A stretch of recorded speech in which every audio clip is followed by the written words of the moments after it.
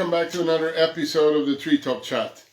So this is episode number 45, and last week we had some technical issues with Johan Österberg, so we have to reschedule that session. So stay tuned for that, all the Swedish listeners.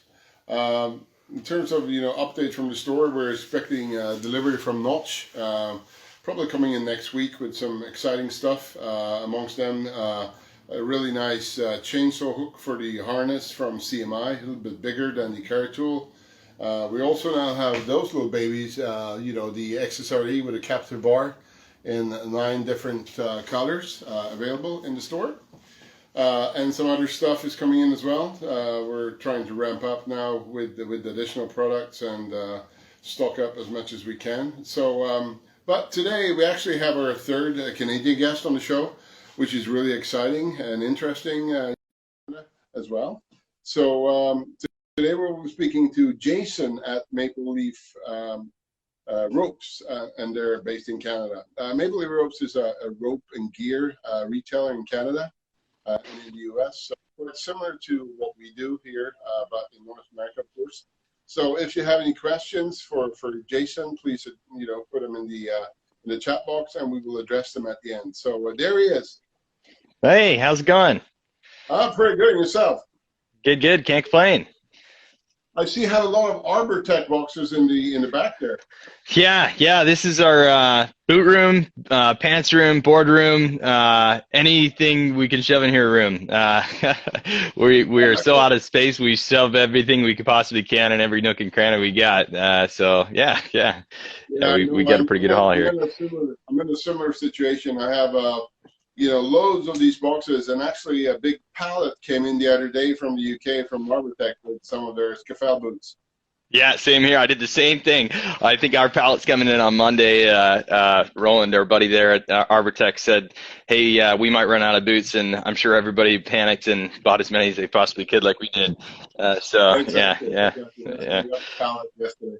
Cool. Yeah.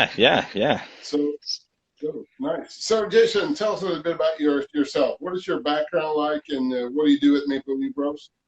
Yeah, so obviously my name is Jason. I'm the sales manager here at Maple Leaf Ropes. I started with the company back in 2016, roughly, and when I started with the company was quite small and simple, and ever since I got here, I've been certainly making things a lot more exciting. My background is in sales. In fact, I didn't know much about rope other than the fact that I was a Boy Scout until I started here, and I kind of took the company and ran with it. So here we manage kind of a small team of I think we have about 12 or 15 people here now, a few of which are dedicated full-time splicers, and things are pretty crazy. We're growing at a ridiculous rate, and we kind of have developed a little bit of a niche for Maple Leaf Ropes, where our brand is really known on keeping things in stock in large quantities. If you catch us out of stock, which does happen, we're not perfect. Usually it only happens once, or at least I try to only make sure it happens only once. And so, we stock a boatload of inventory across all the different industries. So have you experienced any problems with getting gear in due to Corona? Oh yeah. Production facilities are shut down and stuff like that. Yeah, it's been insane. I mean, we generally, like I said, we've kind of made our reputation on having inventory, and so when we run out of stock, it's kind of a big deal for us because we've trained all of our customers to say, hey, if it's online, it's in stock.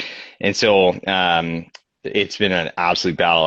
I know it's been a battle for everybody else across the board, but for us, in the last few months, we've gone to a position where essentially we've got more on order than we have in stock, which is, I mean, like the total polar opposite of where we usually are at. I mean, we've got, I think, maybe 15 or 20 containers worth of rope that are in the production queue, and we've got 5 that are ready they just can't find anywhere to put them because they literally cannot get a container that can actually be filled to get to us. We've seen interruptions from vendors that are trying their best, yeah, I mean, across the board, it's just been insane. It's tricky. Like I said, for us too, what we've had to start doing is, like I said, when you catch out of stock, we usually only run out of stock once. What we've had to start doing is just quadrupling our on hand so that we can kind of make it work when the vendor runs out of stock. And so then we have to all of a sudden find space for booths inside our boardroom, so we can try to stay ahead of all the craziness. So yeah, it's been crazy times. So yeah. Tell us a bit about maple leaf ropes and what industries you work with. It seems to be mainly arborist oriented, but on Instagram it seems to be more on verticals as well. So if you look at yes, the website, so what markets do you address? Yeah, so we do get around. We've got Arborist is one of our larger focuses, especially on the marketing side. I'd say it probably gets about 80 to 90% of our marketing budget. But Arborist as a whole, while it is something that we want to put a main focus on, it's probably only makes up about 10 to 20%, depending on the time of year, worth of our business. We do a ton in the commercial marine side with things like specialty synthetics like HMPE, Dyneema, blended products, and the commercial marine side. And by the dollar amount, actually, commercial marine is by far our largest category. But unfortunately, it's a little unfair because they have like 6 orders a year, but each order is worth significant chunks of change so that's one big focus for us. The recreation marine side is going to be a new one for us. West Marine pulled out of Canada for the most part over here, which is a big recreation marine store in New England Ropes, asked us to kind of step up and see what we could do to stock and get some of their products into boaters' hands. So that's been a real interesting thing for us. We've loaded up on every color and every size you could think of. You think arborists are picky. These guys are crazy, man. I mean, it's not the right color red or not the right color blue. And so we've got a lot of new colors and new blended materials for that industry. We do the decorative rope industry. That's a big thing for us. So crafting, macrame, butcher twines for grocery stores. And then utility is probably, over the years, probably one of our largest industries, where, for pulling cable underground and conduit. So we do just simple standard double braid polyesters, where it's just they pull the conduit through. Sometimes they leave the rope in there, usually like a polypropylene, hardware stores. So yeah, it's crazy. And then on the gear side, in addition to Arborist, we're into safety rescue. Rope access is a big one, like window washing, it's been crazy. I mean, it's such a challenge too, because it's the Arborist focus for us has been one of the biggest things, especially in the last few years. We've really listened to customers that have come in and said, God, like, if you just had this, you'd be perfect. And so we've heard that about 1,000 times. And every time we've done our best to try to add every single product we possibly can, from things like, pole pruners to special types of gloves and chainsaw pants, all those good things. When we first started down this path of gear, I was thinking, man, nobody's ever asked me for a helmet. Why would I bother stocking helmets? and now we've got 100 grand worth of helmets here. And so it snowballs for sure. And the vendors do a really good job kind of guiding us as well. But for the most part, it's really just the customers that point us in the right direction and say, hey, you need this. And yeah. So. You have a bunch of warehouses across Canada. So what does a model look like? Is that like a third-party logistics solution? Or? Yeah, so right now we have our main warehouse, and I would say more than 3/4 of the products ship out of our Ontario, Canada warehouse, because it is easiest for us to keep track of the safety goods. When we first first got into the gear side where things all of a sudden had expiration dates, we had to try to teach these third-party guys. The other warehouses, to answer your question, are usually third-party except for one in North Carolina, which is staffed by our people. They weren't doing a very good job managing and rotating inventory, so we decided to pull anything at safety back to here in Ontario, Canada, even like for our US products, and for at least the next year or so, until we come up with a better system. Pretty much everything ships out of here except for big patches of rope. So we've got a warehouse in Edmonton, we've got a warehouse in Quebec, a large warehouse in North Carolina, Hickory, North Carolina. But despite all of those spots for space, most of the stuff still ships from here. Even if you buy something out of California, it still ships from up here in Ontario, Canada, duty free, of course. It's just easier for us to manage because I can crack the whip. Cool. Yeah. You also make quite a few custom products that look really great. So tell us a little bit about, custom things that you make. Yeah, so we've got a few great splicers. One of them's John. I'm sure you've heard about Peter DeVries, which I'm sure we'll get into next. And we've got Isaac and a few of the other guys. Every single one of our warehouse team is trained on splicing at least 3-stranded double braid. But John Mills, who's one of our main splicers, he's going to actually have his own Instagram thing soon too, by the way. He has a real passion for it and a skill for splicing special things, making special lanyards. And then in addition to that, we also get into some of the more exciting stuff. I mean, everybody loves lanyards, don't get me wrong, and everybody loves climbing lines and such.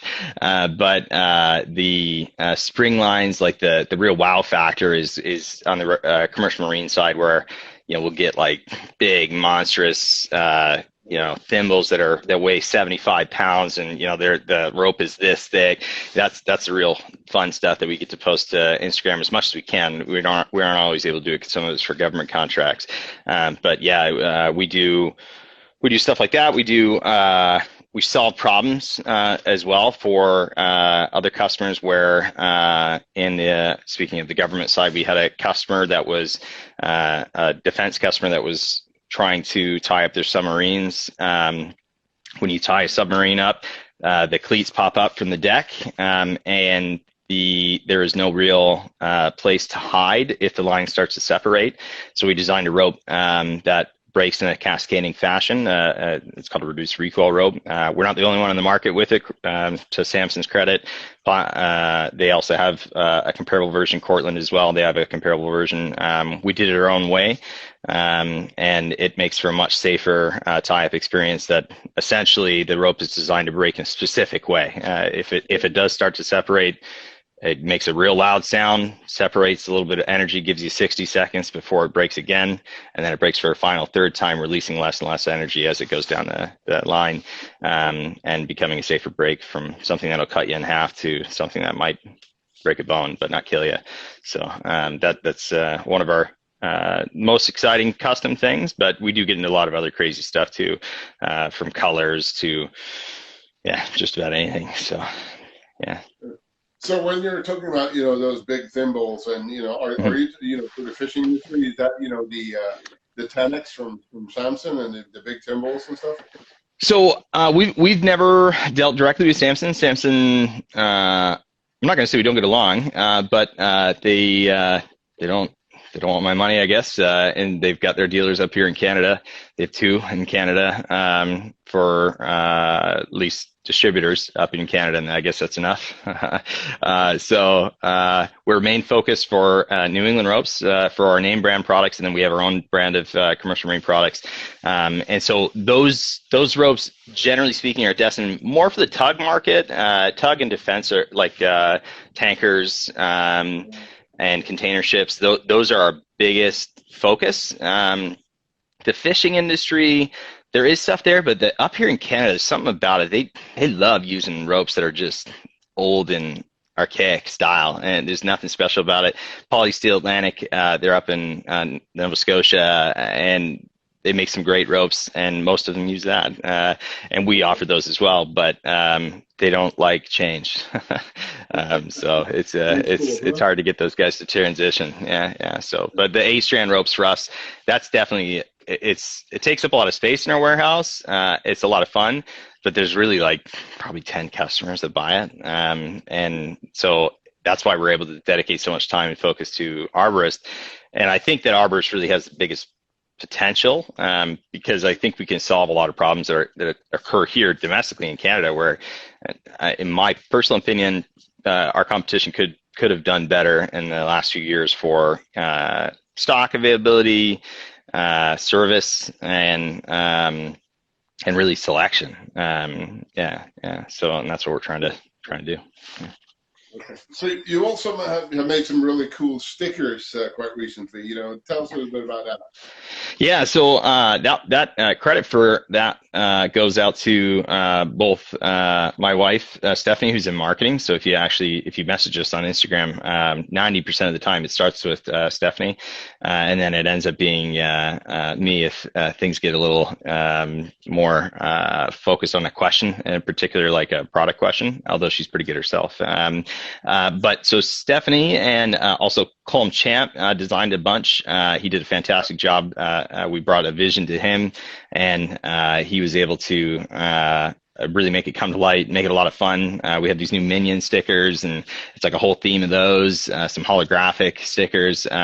It's been pretty sweet. I mean, people in this industry, they love their swag, man. I mean, and so that's something we with a Dutch owner, he doesn't like giving stuff away for free. And so it took a little bit of twisting his arm a little bit, but he's really come around. And when we see somebody come in with a buff on or a sticker on the back of their toolbox or truck, it makes us feel pretty good knowing that these guys are enjoying our gear and helping us do a little bit of marketing too at the same time. So yeah. Cool. So you also have a bit of a partnership with our mutual friend Peter DeVries. He's your splicer, as we understood it. Yeah. He's joined the team recently. So for a long time, Peter's done custom splicing and some fantastic work, and we fed him some rope when he needed it over the years. And then, it's funny. I was sitting in the hot tub, and I'm thinking, God, how are we gonna? It's like a Friday night, thinking how we're gonna catch up on this splice queue. We've got like 400 splices in the queue, and the poor John, he's sitting there dying every day, trying to catch up, because he was at the time our only lifeline splicer, and so I'm thinking, man, oh man, and it just so happened that Peter messaged me looking for stock on those new Outback silky saws, and I said, maybe I should ask him. You never know. What's the worst that can happen? He says no, so we offered him a position to be a part-time splicer for us and full-time if he's interested, and he said yes. So we've worked out a pretty good little system here. We sent him a pallet of rope down because he's a few hours away from us, and magically it shows up about a week later, spliced professionally, and with his little fancy style to it. And it's just helps us with our overflow, because it takes, I'm sure it takes years really to train a lifeline splicer. Like rigging lines, like you can train most of those people pretty quickly. But if somebody's hanging out of a tree 200, well, maybe not 200 feet in the air, but at a significant height, or on the edge of a building, whatever it may be, we want to be absolutely certain that we're not going to have any issues, and we know we can rely on him because we've worked with him in the past. So it was a no-brainer, and we're really happy to have him on board. He's got a real good, not only talent for splicing, but also he's really good at social media marketing. Credits to too, and that's been a lot of fun working with him on that. And of course, he's also the Courant promoter, which we work very, very well with Courant. That's been a huge brand for us coming to North America the last little bit. We've spent boatloads of money trying to get those bags here and all their other products. And really grow the brand here, and so we work with him on that front as well. So during the day he's bugging me to buy more Courant products, and during the night he's splicing for us. So it's great. Yeah. I just had a pallet delivered from Courant last week. But are you? Yeah, you probably took mine. Yeah. Are you approved on the Splice from Pfeiffer? So the Slice, we are waiting on our very last, or well, not Slice, the Splice. Our John, our main splicer, is just waiting on the final The test approval or whatever it from is to come back from Australia or Austria, not Australia. And so everything is basically done. I think they're going to make the announcement in the next couple of weeks, but we're right there. Yeah. So for now, everything is coming out is our certified splice, and then we'll have that cool ANSI certified splice certification for our tachyon, which is going to be pretty exciting. And then we're also going to bump Peter up in line there to hopefully get him Splice certified as well. It's been on his list for a while, but I'm gonna push him into doing it a little quicker. So yeah. Okay, cool. So tell us a bit about how the growth has been looking for the making over the years. Any learnings or lessons that you have learned over time? Yeah. So when I first started, like I mentioned, we were really focused on getting just-in-time inventory, and barely had anything on hand. We had like a lot of contract customers that were like, we'll always buy this, and that was basically it. Like it was a cool little side gig. Like the owner, when he bought the company back in 2007, because the company started in 1982, it was just this husband and wife that was just kind of doing it. They didn't really have much invested, and then when I came on board, quite a few years later, that's where we really started to put a main focus on like, hey, there's money here, and there's also an opportunity here to help people that seem to be having trouble across a bunch of different industries. People are always screaming, I need this thing like tomorrow morning. How can we do it? And so, so we really pounced on that. And so as soon as we started to really keep things on hand, add the right brands, the right products, the right availability, the right sizes, things got crazy. We've been burned before. We tried to get into the Baylor twine market. We did a test of like 60,000 US worth of twines, and our competition got wind of it, and they dropped below their cost to squeeze us out, and we just had to abandon it because I'm not going to lose money on that type of stuff. So we're sitting on. If you need any Baylor twine, I'm your guy. I got tons of that stuff sitting there. So not everything works, but I think the most important part was trying to listen to the customers on what they need to see. There was a long time there where there was a lot of arm twisting, especially with a lot of local guys that said, you're great, but why don't you have this color, or why don't you have this length, or whatever it may be. And it was hard for me because, hey, you're the only guy asking me for this. Like, it's kind of tricky for me. It takes a lot of trust. I'm going to go and spend 50 grand on these new colors, new ropes, whatever it may be. But when they're right, they're right. And we got far less picky on what we were going to show. When it comes to DMM, we decided a little while back to add black and everything, because why not? Black is cool, right? And so it doubled our inventory of DMM products, but we certainly jumped. I don't know if it doubled the sales, but it probably will at some point, where, hey, everybody likes cool swivels, but what if it was blue or black? Hey, that's even cooler. And so we've got it all. Everything in black you need, we got it. We're if you want to go out there thinking you're special forces or just a cool looking color, why not? And so it made things a lot more interesting, and really that's what made the biggest change for us too. Is it not necessarily like I think that Tree Stuff and Vertical Access or Supply Group, they're really eating up a lot of market share, especially in the last year. We run into them all the time. They bought Fred Marvin for the pruners. They bought Sterling. They bought GME Supply, which is on the wind and tower side. And so, I had to come to a decision where, look,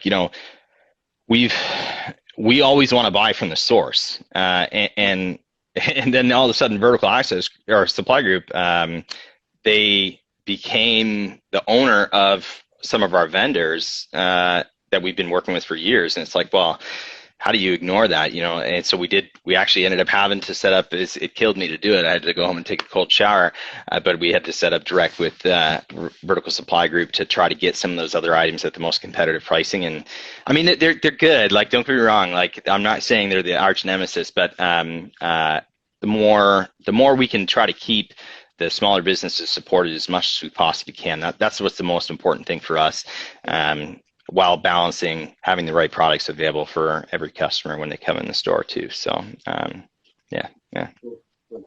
Yeah, they're in North Carolina as well, right?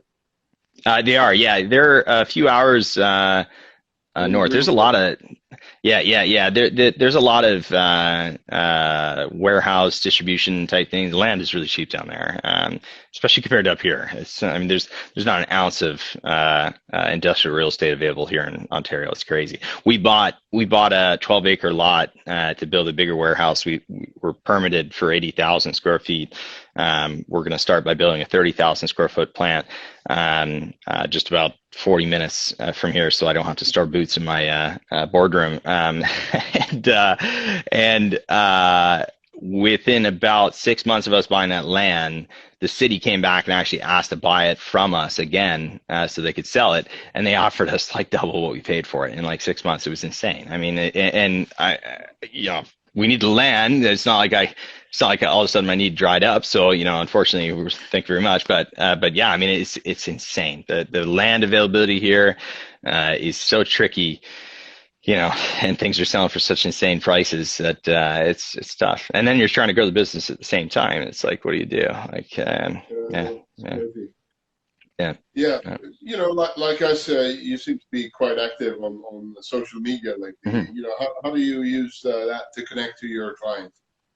Yeah, so anybody who's been in our store with me and had me try to sell you something knows how impossible it is to keep my attention sometimes, because my phone rings probably this is great we did this on Saturday, because if this is during the week, my phone rings probably every 5 minutes. And so when we went to the social side, it was great because our marketing person, Stephanie, she was able to have a more direct pipeline to the customers that was quick and easy answers that maybe didn't necessarily need a phone call. And so a lot of customers connect with us that way for just quick and easy questions. I was talking to somebody last night, like 10 o'clock, some silly question that was easy for me to answer. And so the availability for both me and answers from us has been fantastic, just because we've used the social media marketing, social media connection. So that's been great. Steph is doing 90% of the work there. To be honest, I was surprised I made it onto this Instagram live chat. I was pretty proud of myself. I don't know what I'm doing here, but I managed to make it work. But she does a really good job with that. And also, it's great because we can kind of show off what we're doing too. Like I said, we take some fun pictures, show all the interesting things we're getting up to, show the new products and they're in, because it can be pretty exciting. I mean, when you get a 10 pallet shipment of Courant products, or you get a full trailer load of Teufelberger stuff, or even a container rope from overseas, it's pretty cool. Not everybody sees it every day, and you don't think it comes in those quantities, or you don't think it comes in wrapped up in that way, or whatever it may be. And it's kind of fun to be able to show somebody, all these other guys who are kind of rope nerds like me, and they can kind of see that fun stuff. And so yeah. So tell us a little bit about the arborist gear market, and suppliers in Canada. So do you have a lot of competition from the U.S. or domestic competition? Is there a lot of regulation? Yeah, so competition wise, we have a local store called the Arbor Store. They are about an hour away or so, right in the heart of Toronto. They have great showroom, credit's due. We worked with them in the past a little bit, back and forth, and they're good competition. There's a few other ones. Basically, every province has their own except for Ontario. There are quite a few competitors. We run into those guys probably the most. It's nice to have some friendly, exciting competition. On a North American market wise, we run into probably vertical supply group more than anything else. And like I mentioned, there was a long time where we did not want to deal with them, and we don't really, to be honest, still want to deal with them. But when you get a product like the Notch Gecko Steel Climbers, I mean, like, how do you we offer a California-made Stein product that costs us less and retails for close to the same price. It is more money. But X2 climbers? Yeah, the X2 climbers are made in California. They're great climbers. And we for a little while there, we were actually selling for the same price as the Notch Geckos just because we didn't have the Notch Geckos. But people still demanded the Notch Geckos. And so, it got to the point where it's like, okay, well, and they obviously are a brand that we can't do without. And so if some people want them, then we should provide it. We shouldn't fight them on it. They do have some cool products. They're really trying. If there's a lot of stuff that I'd rather go through us. And, we've watched them grow too. Like we track their containers. They're doing a container a week from Taiwan out of that factory that makes those spurs. A container. I mean, it's insane. I mean, it's unbelievable how much they're doing, and anything they can do from there, they do. And for the most part, it usually works out. A lot of their stuff is pretty good, and so. Yeah, I mean, they're definitely the biggest competitor here. And what we try to do is, like I said, I don't want to make it look like they're the total enemy, but I think there's room for everybody here. And I think that what the arborists care most about, and most of the end users in general, not just arborists care most about, is being taken care of. Not only having the right price, the right quality, but knowing that they're going to not be screwed around when they call in, and knowing that they're going to get an honest answer to, not just be pushed towards one product versus another because they own that brand. That's I've been a little uncomfortable too. Ever since they bought Sterling, it's like, man, all of a sudden they all care about putting his Sterling stuff on sale. It's like, sure, their stuff is great. Don't get me wrong. We're a Sterling dealer too. I mean, I love it. But it's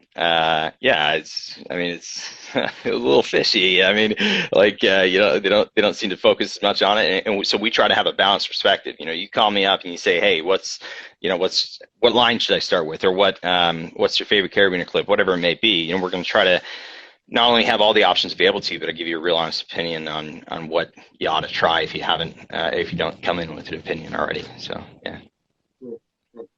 So, what is a typical day like in the NPR? What do you do with tech being in a home every 5 minutes? Yeah. So, well, you want the honest answer? It's a mess. No, it can be pretty exciting, man. I mean, we've got a lot going on. Not enough people to probably do what we normally do on a daily basis. Our team, to their credit, they're unbelievable. I don't know how they manage to get everything out and everything done for the most part by the end of the day. I mean, it's crazy. We ship out a ton of orders.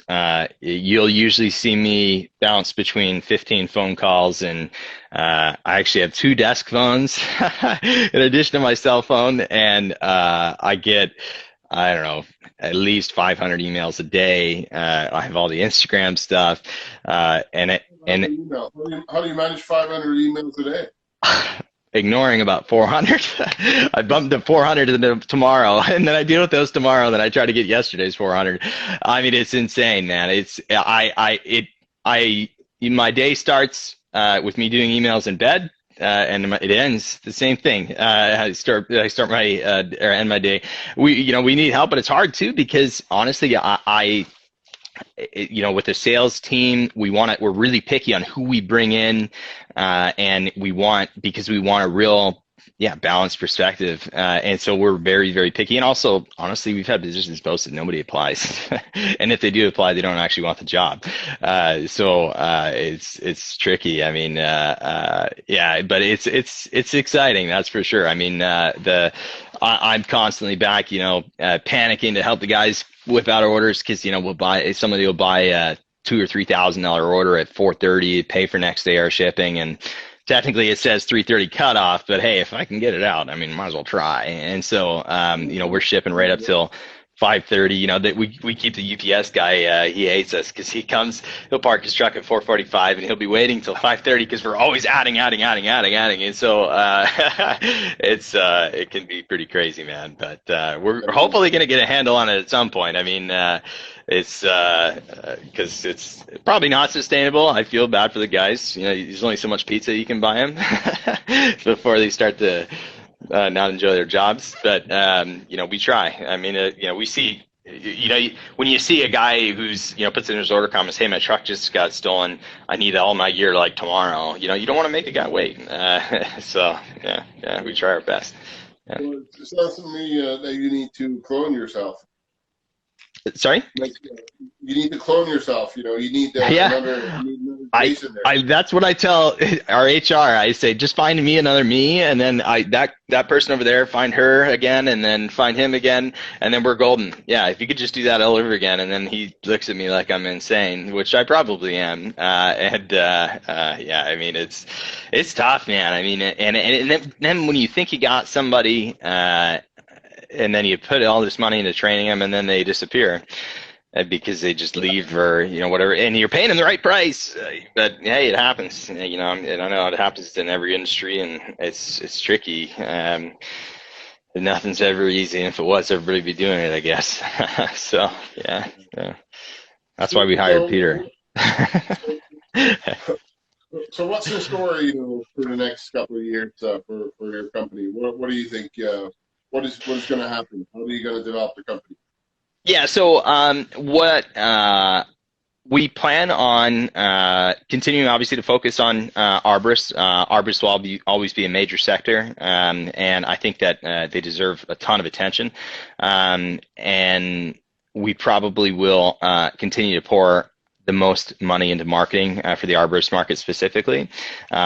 We really want to flush out safety rescue tower too. That'll be a big thing for us in the future. And I think that the beauty of that is there's tons of crossover, or at least there is crossover. So we don't have to worry about losing our focus. We're gonna have a dedicated guy specifically to each industry, and arborist really is getting to that point where I can't do it at all, as much as I'd love to. And so we're gonna, while I'll still continue to be available, we're gonna add more crew so that we can have answers to customers faster.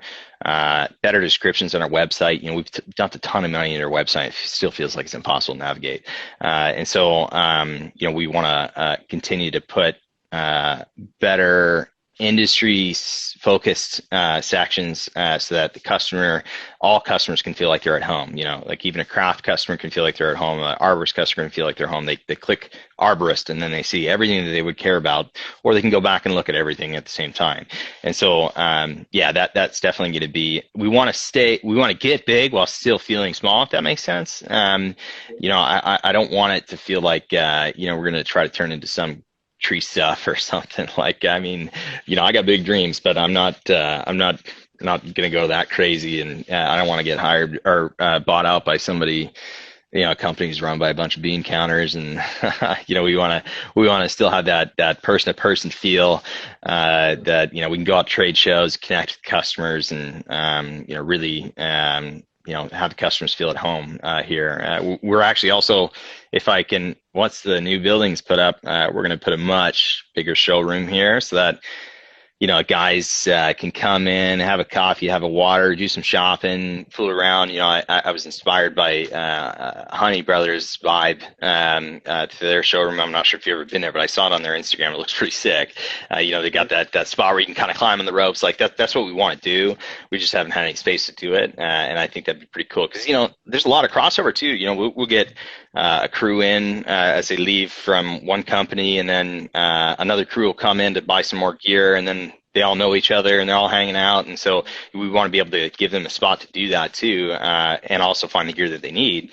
And so right now we're just running our showroom out of basically a broom closet, it feels like. And so we want to try to expand that to give everybody a better spot to go. So, and then obviously continue with bigger trade shows and stuff like that to get our boots on the ground, connect with customers. Yeah,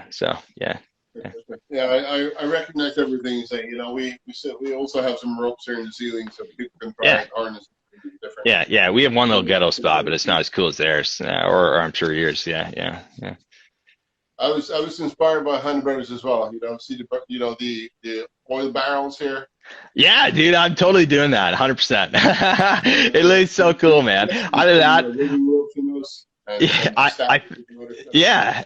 I mean, it's cool. Why not, right? You have a whole crate of these things, right? I was gonna do that, or I was thinking about filling up a Stein Arbor trolley, just jammed full of ropes and stuff like that, or something cool like that.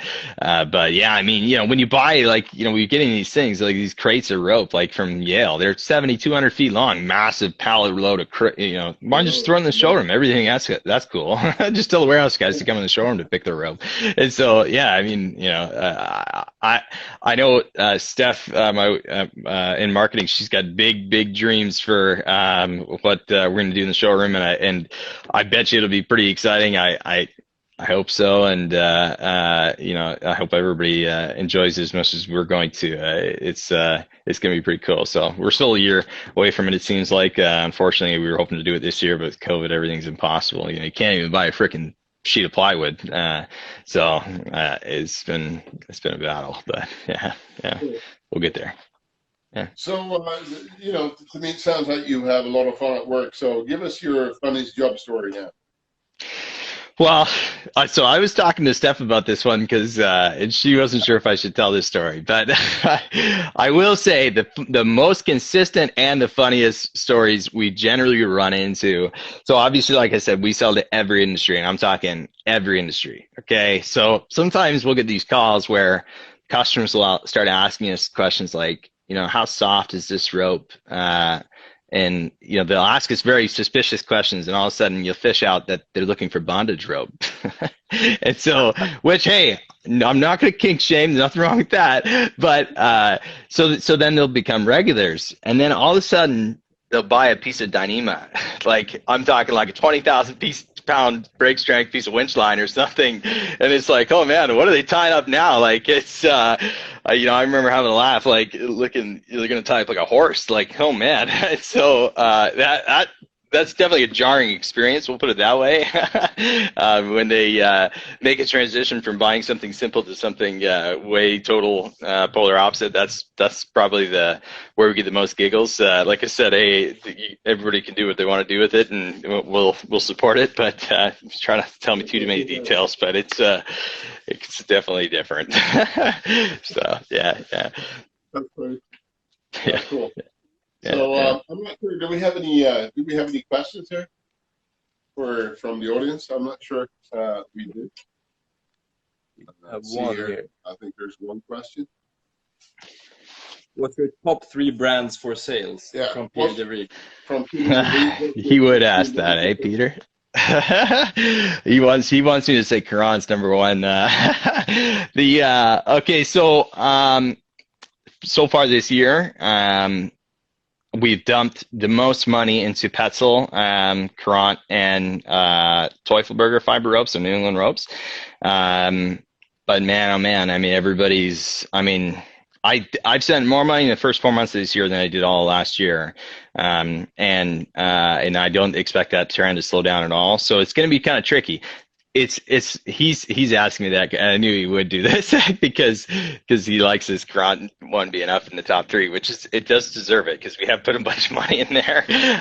But we're buying by the container load now for Courant, which is absolutely awesome, and a little stressful too because it's a heck of a lot of stuff. But we're supplying a lot more dealers as well for those products, so it's been crazy, but definitely. Consistently, I would say if I can do top 5, we consistently have Teufelberger, Petzl, ArborTech, and Courant is definitely going to be up there. And I'm not sure what the 5th one would be. It sounds very similar to our ranking as well. Yeah. They're definitely great brands to work with. Every other retailer in the world. Those 5 brands, we probably put DMM up there as well. Yeah. We've done a ton of money to them. Clogger's been huge for us lately. Pleasantly surprised with how Sterling's performed lately. That one's been pretty crazy. And then We do a lot of cotton too. Actually, you'd be surprised, and not just for bondage. It's for mostly for film. Actually, these guys, they'll be shooting a movie up the road. They'll come and they'll dump $10,000 on cotton like that. Rock Exotica, that's actually a major one for us too. I don't know how I managed to forget that, but yeah. Yeah, How much did ArborTech pay for the have jacket? Yeah. It's very difficult to get things in from the U.S. in terms because everything that we buy needs to be EN&C certified. So Yeah. Rocket is not really keen to spend money on certification. They have their ANSI, and True. they're funding that. So Yeah, it's funny. They got a weird relationship with certifications in general. They kind of drive me crazy. They got even like their Arizona Vortex tripod. That you have to go through CMC. And hey, I get if you go back to how their company started, they got this close relationship with CMC, and then but then they give them the keys to the castle. They give them all of their NFPA certified products, and you can't buy a single one from Rock Exotica. Why? I mean, sometimes it drives me crazy. I love the guys to death. We do a ton of gear with them, but why make every single NFPA certified Omniblock through CMC? That's why these new spins, which is as controversial as they've been from Petzl, I actually think they're kind of nice because I can get an NFPA certified block from somebody and sell it to a fire department. I don't have to worry about going through CMC and getting a hose for it, making $2 a block. So, yeah. I agree. Yeah, and when it comes to to the Omnibox or the the spins, the problem is that they only take like 13 mil. It's a lot of material in there. It can easily take 14 mil ropes, but it's probably the conversion from inches to metrics that made them decide to make a max 13 mil rope.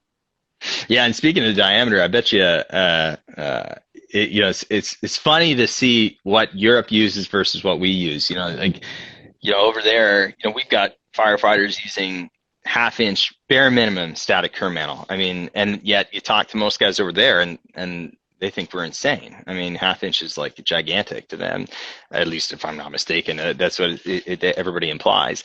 And so, and we've got 5/8 static kerr mantle here too that people use, and it's like, although not very often, but there is a trend towards smaller stuff, and I think that's really cool, and exciting. But still, you can tell the North America market is very, very hesitant. You see that Harkin clutch, for example, that CMC, again, another CMC product. They came out with an 11 mil Harkin clutch. This was it. This is the big one. And then they told all fire departments across North America to buy 11 millimeter rope. And then all of a sudden, a year later, they come out with the 13 mil Harkin clutch, which they backpedaled a little bit there. Maybe not every fire department in North America wanted to buy new ropes, and so it's a weird market over here. Everybody likes big, chunky, fat, heavy ropes, and what most of the guys forget is it'll cut you, break your back and kill you by the fall before the rope breaks most of the time. And so there's nothing wrong with safety factor, but I think we have another question, don't we? Yeah, Phil. How much did ArborTech pay for the backdrop? It's crazy because I had to pay them. It's nonsense. Where's all my ArborTech swag? I get Teufelberger swag, but no ArborTech swag. It's crazy. I gotta buy it all. It's nuts. To be honest, I'm usually in that Teufelberger sweater, but today I changed for the DMM one. You know what? I've looked at that, and I've always wanted to get it. It looks so cool. They do have some fun swag, but for some reason, DMM, some of these other dealers, they don't. It's usually the Euro dealers, and actually, I think to their credit, it's because they have to export it. They literally have to export something for free, which is like impossible. So it's really hard to get swag out of a European dealer. Whereas with here, they'll just throw it on a pallet and we get it. But I mean, where's all my swag, man? What the heck? I mean, although I will say we got our own stuff coming. This is a new hat that we got coming down the line. It's like this is actually a pre-production sample, so it's not quite perfect. But these are new hats that are coming down the pipes, and you can see my awesome hair there. I had that to my collection. Yeah. So we got that coming, and but how much do they have to pay? Man, oh man, I wish they would have paid me more. Maybe give me a better discount or something. But yeah, it's crazy. And then all of a sudden, and the crazy thing is too, you see all these pants, like I can, it just keeps going around and around and around, it it's never enough. It's not even close. Like, we still run out of stock somehow after all this inventory here, and we got stuff coming in all the time. And then ArborTech goes and tells me you got 3 new colors, and then you got to load up on those but hey, give people what they want. How is the Arbor Flex? Is that selling in Canada? I mean, should it? Should it sell? Yeah, it probably should. I mean, it is a cool pan. I get what they're going for, 100%. I think it probably should be doing better, but it's hard. It's actually like we're gonna have to redesign a section of our website specifically to try to sell the ArborTech and Arbor Flex pants better, because Roland had mentioned to me from ArborTech that I don't know who it is, one of our competitors, maybe even you, created a section on the website where if you bought one skin one base and 2 skins, the total price for all 3 components got a 10% discount, which is actually a really cool promo, because it's a really cool idea. Like, I mean, because that's the whole point, right? Like you can change the outer, keep the inner, or you can have multiple different base layers. I do have some people that have bought them and they really like them, but it's really hard. Like, I mean, you're talking like almost in Canadian dollar, like $500-ish bucks, but then, and the price only makes sense if you get multiple skins, and then it starts to come down. The average price starts to come down, but that's really hard to explain to a guy who's already spent a bunch of money. So yeah. I have a big stock, and I don't really sell them at all, but all of mine are right there. Yeah, you should see my stock. I have tons of skins and base layers. Yeah. I will say, to ArborTech's credit, under normal circumstances, they do an unbelievable job keeping us stocked. I normally am lucky enough that we usually only have to stock 2 per size per color, maybe 3 per size per color.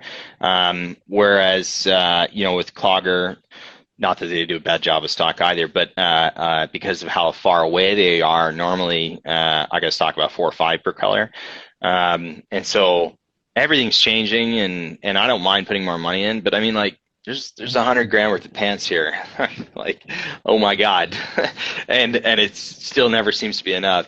And so, it's tricky. But relying on them to stock it has been pretty good, because they're usually pretty quick to ship, usually only a few days, but I don't like disappointing people either way.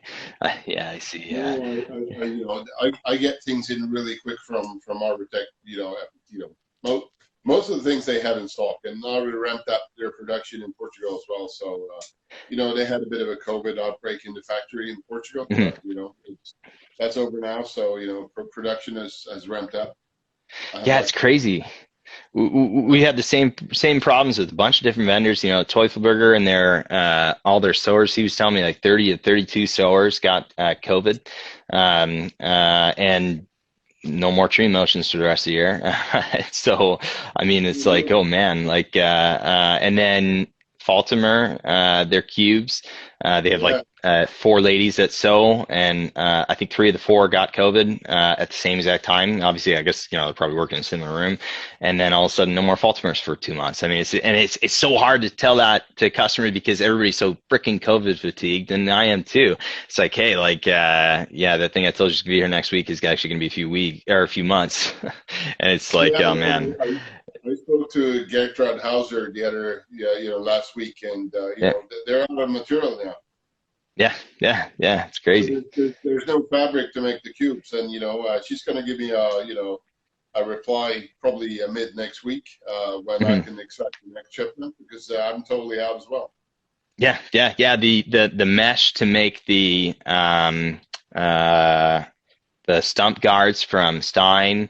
I know Clogger is having trouble. They had a container of raw material get stuck in the Suez Canal or behind that mess of the Suez Canal. I mean, it's just like, oh my God. Like, I mean, like, and like I said, it's so hard because everybody thinks you're copping out. Well, not everybody, but some people think you're just using it as a cop out. It's like, man, if I wanted it here, trust me. I mean, I am doing my best. Like, I mean, I've spent so much money to try to keep out of these things, and it's just, yeah, it's impossible. It doesn't ever seem to last. Well, but we're in a similar situation here with difficulties getting things into the store. Yeah. And we've just had to, like I said, we really, and I mean it. Like if you catch us out of stock, usually it's only once. You know what I mean? Like, for example, these notch gecko spurs that I brought it 3 times. We ran out of those notch gecko spurs. This is the first time we've had a major interruption in it, and I quadrupled our normal minimum because it's ridiculous for us to run out of something so important, and I never want it to happen again, and so we have to keep doing the same thing over and over and over again. And then the problem ends up being where do you put it all? But the bathroom still has space. I was thinking about starting to store some stuff in there. It's right next to the toilet paper. We'll just stack up a bunch of other gear in there. But yeah, I mean, it's crazy, man. There's like no room anywhere. But hey, it's all part of the battle. So yeah. It is. So I think we're approaching the end here. Jason, thank you very much for attending. Thank you. It was great to have you on the program. Yeah, appreciate the opportunity. Sounds like you have a very good business out there in Canada. We're growing quite heavily as well. We just moved into a new store, and it's already beginning to be too small, to be honest. Yeah. So it's different. Everything that once you start with boots and clothing, that's very bulky and takes up a lot of space, and a lot of the other stuff too as well. So. But it was good talking to you. Thank you, everybody that was watching. Have a great Saturday, everybody, and we'll see you next Friday with Johan Östberg from Svenska Trädföreningen. So thanks again. Take care. Thanks again. Appreciate it. Thanks, guys. See ya. Good to see you. Take care. Bye.